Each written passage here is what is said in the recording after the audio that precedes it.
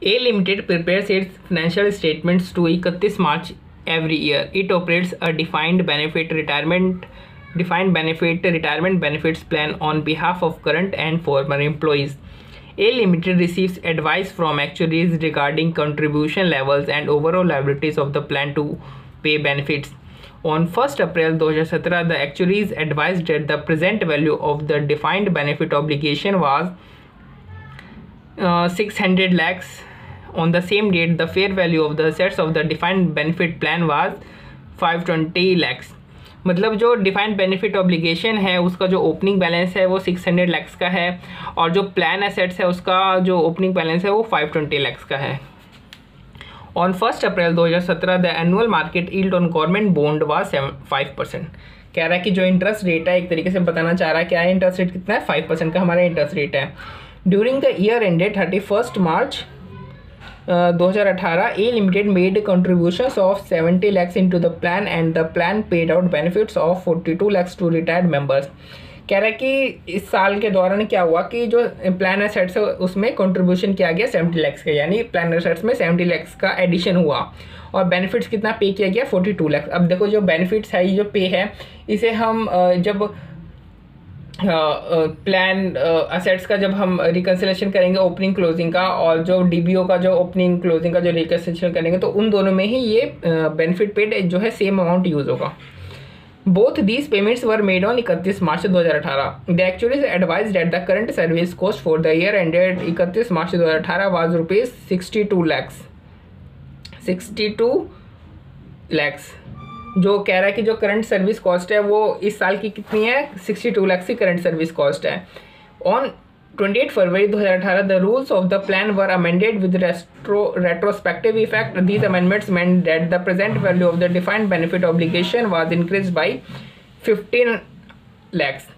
Simple से ये कहना चाह रहा है कि इन्होंने क्या कर दिया, अब चेंज कर दिया डिफाइंड बेनिफिट ऑब्लिगेशन में, जिनके कारण जो इनकी ऑब्लिगेशन है वो बढ़ गई 15 लाख से बढ़ गई. मतलब ये क्या है, ये हमारा पास्ट सर्विस कॉस्ट है 15 लाख का. During the year ended 31 March 2018 A Limited was in negotiation with the employee representatives regarding planned redundancies. The negotiations were completed shortly before the year end and the redundancy package was agreed.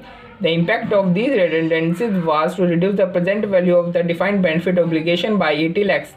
Before 31st March 2018, the A Limited made payments of 75 lakh to the employees affected by the redundancies in the compensation for the curtailment of their benefits.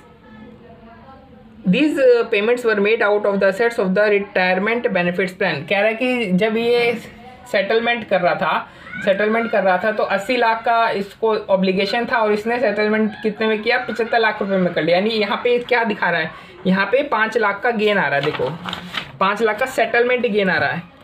देखो 80 लाख की obligation थी, उसको 75 लाख में settle कर दिया. मतलब क्या 5 लाख का क्या हो रहा है, 5 लाख का इसको सेटलमेंट गेन आ रहा है. ठीक है. On 31st March 2018, the actuaries advised that the present value of the defined benefit obligation was rupees 680 lakhs. On the same date, the fair value of the assets of the defined benefit plan were 560 lakhs. कह रहा है कि जो closing balance है defined benefit obligation का 680 लाख है और जो क्लोजिंग बैलेंस है प्लान एसेट का वो कितना है, 560 लाख का है. हमसे क्या पूछा, examine and present how the above event would be reported in the financial statements of A Limited for the year ended 31 March 2018 as per Ind AS. हमसे पूछा कि किस तरीके से हम जो है इन सब चीज़ों को फाइनेंशियल स्टेटमेंट में दिखाएंगे, एज पर इंडेक्स बताना है.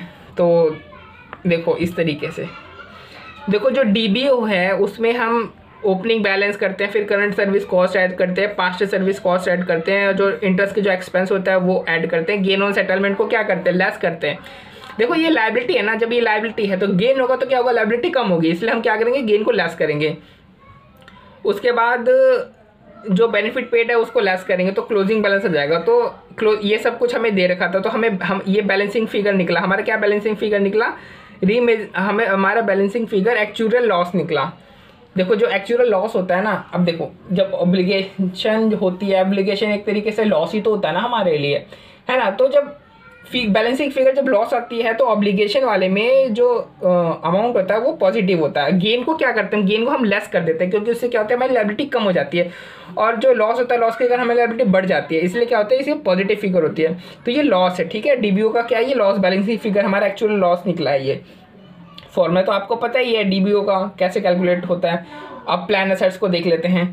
तो ओपनिंग बैलेंस है, फिर नेट इनकम, इनकम देखो इनकम और इनकम का जो एक्सपेंस है और जो इनकम का जो इंटरेस्ट का जो एक्सपेंस है और जो इंटरेस्ट का जो इनकम हो, किस पे ओपनिंग बैलेंस पे कैलकुलेट, इन दोनों की जो ये जो ओपनिंग बैलेंस है इस पे कैलकुलेट किया जाएगा। और जो रेट क्या है इंटरेस्ट का 5%, गवर्नमेंट बोर्ड का रेट क्या है 5%, तो यही क्या है इंटरेस्ट रेट है 5%। और फिर कंट्रीब्यूशन टू प्लान 70 लाख का किया गया, और बेनिफिट पेड 42 लाख रुपए का जो बेनिफिट है वो पे किया गया, ठीक है। तो क्लोजिंग बैलेंस ये रहा। तो हमारा जो बैलेंसिंग फिगर है हमने क्या निकला, ये हमारा जो बैलेंसिंग फिगर है ये हमारा निकला रीमेजरमेंट लॉस निकला। क्या निकला हमारा, रीमेजरमेंट लॉस। देखो चूंकि एसेट था इसलिए लॉस को हम इधर नेगेटिव बैलेंस से दिखा रहे हैं, ठीक है। अब आप बोलोगे कि सर प्लान एसेट में तो सबसे पहले हम एक्चुअल जो इंटरेस्ट होता था या एक्चुअल इनकम होती थी हम बैलेंसिंग फिगर करके वो निकाल देते, फिर एक्चुअल इंटरेस्ट एक्चुअल इनकम में से एक्सपेक्टेड इनकम माइनस कर देते, तब हमारा रीमेजरमेंट गेन या लॉस आता था। आप बिल्कुल ठीक कह रहे हैं, लेकिन इसको करने का एक दूसरा तरीका भी है। तो ये है वो दूसरा तरीका कि आपको एक्चुअल जो इनकम है उसको निकालने की जरूरत नहीं, आप बिना एक्चुअल इनकम निकाले भी आप ये काम कर सकते हैं। जो रीमेजरमेंट गेन या लॉस है वो आप निकाल सकते हैं। तो हमारा क्या है, रीमेजरमेंट हमारा आया लॉस, ठीक है। लेकिन इंस्टीट्यूट ने कैसे कर रखा है, इंस्टीट्यूट ने इन दोनों को अलग अलग नहीं करके दिखाया, इन दोनों को नेट करके दिखा दिया। देखो जैसे इन दोनों का नेट करके ये दिखा दिया। फिगर्स में क्या है, फिगर थाउजेंड्स में, ठीक है। ये मत बोलना कि सर आपको तो इतना बड़ा फिगर है, इन्होंने छोटा था, ये फिगर इनका 1000 में। तो इन दोनों ने देखो नेट करके दिखाया सारी फिगर को नेट। अब नेट कैसे करना है, इसमें से ये वाली डीबीओ में से प्लान एसेट को माइनस करना है। तो देखो इसमें से ये माइनस किया, ये आ गया। इसमें से कुछ भी माइनस नहीं करना था इसलिए आ गया। इसमें से भी कुछ नहीं माइनस करना, ये आ गया। फिर इसमें से ये माइनस किया तो 404 लाख का आ गया। इसमें से कुछ नहीं माइनस किया तो ये क्या है, तो खुद ही लॉस में है, ठीक है। तो ये क्या है, इधर लॉस में आ रहा है। फिर इसमें से ये माइनस करना था, ठीक है। अब इधर कुछ है नहीं तो इधर ये कौन सी फिगर आएगी, ये नेगेटिव वाली आएगी, है ना। अब देखो इसमें से ये माइनस नहीं करना है, ये तो क्या है, ये तो हमारा बैलेंसिंग फिगर है ना, इसको अभी इसको माइनस मत करो। इसमें से ये माइनस करोगे तो क्या आएगा, कुछ नहीं आएगा, सेम ही है, तो सेम अमाउंट तो सेम ही है ना। तो इसलिए इंस्टीट्यूट ने ये जो बेनिफिट पेड है इसको दिखाया ही नहीं यार, सेम अमाउंट में से सेम माइनस कर दो, कुछ जब नील इफेक्ट आएगा, तो इंस्टीट्यूट ने इसलिए क्या किया, दिखाया नहीं। अब बैलेंसिंग फिगर ये निकल के आ गई, ठीक है। अब देखो यहाँ अभी इसमें से ये इसको नेट में कैसे दिखाया बैलेंसिंग ने, इंस्टीट्यूट ने। ये मत कर देना कि इसमें से सर इसको माइनस कर दो, बिल्कुल कर सकते हो। देखो 20 लाख का लॉस है, माइनस करोगे 14 लाख का, तो माइनस का हो जाएगा प्लस, यानी 34 जो लैक्स है उसका आपका लॉस हो जाएगा। या फिर दूसरे तरीके से भी आप देख सकते हो, ये तो लॉस है, ये भी लॉस है, इसको प्लस कर दो आपस में, या फिर ऐसे नेट करके दिखा दो, है ना। 20 लाख माइनस 14 लाख, 20 लाख माइनस 14 लाख मतलब 20 लाख प्लस 14 लाख मतलब 34 लाख हो गया एक तरीके से। तो हमारा नेट रीमेजरमेंट कितना आ गया, 34 लाख का। अब देखो एक बार प्लान एसेट है ना, प्लान एसेट्स को यहाँ पे किस तरीके से करके रखा कि एक्चुअल नहीं दिखा, वो मैं आपको एक बार दिखा दो। देखो ओपनिंग जो फेयर वैल्यू है, ठीक है, ओपनिंग फेयर वैल्यू, फिर अपनी एक मिनट रुको, ओपनिंग, हाँ, फिर कंट्रीब्यूशन आ गया यानी एडिशन आ गया। उसके बाद बेनिफिट्स पेड आ गया, बेनिफिट्स पेड क्या करते हैं हम, ये देखो बेनिफिट्स पेड को लेस कर दिया। उसके बाद अगर हम इसमें क्लोजिंग कर दें सीधा, नहीं इधर सॉरी एक्सपेक्टेड रिटर्न कर दें, यानी कि जो इंटरेस्ट इनकम है वो वाले अगर हम यहाँ पे प्लस कर दें और इधर क्लोजिंग कर दें, तो बैलेंसिंग फिगर क्या निकलेगा, ये जो बैलेंसिंग फिगर ये जो निकलेगा यही तो हमारा निकलेगा रीमेजरमेंट गेन या लॉस।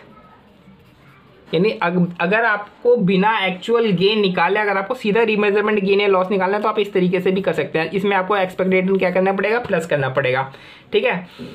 एक्चुअल रिटर्न की जगह एक्सपेक्टेड रिटर्न डाल दो तो आपका क्या आ जाएगा, ऑटोमेटिकली रीमेजरमेंट गेन या लॉस जो भी आएगा वो बैलेंसिंग फिगर में निकल के आ जाएगा। यही चीज़ हमारा देखो रीमेजरमेंट गेन हमारा कितना आ रहा है, लॉस आ रहा है, बैलेंसिंग फिगर में निकल के आ रहा है। और एक्सपेक्टेड रिटर्न क्या है, ये हमारी एक्सपेक्टेड रिटर्न ये रही 26 लाख रुपए की।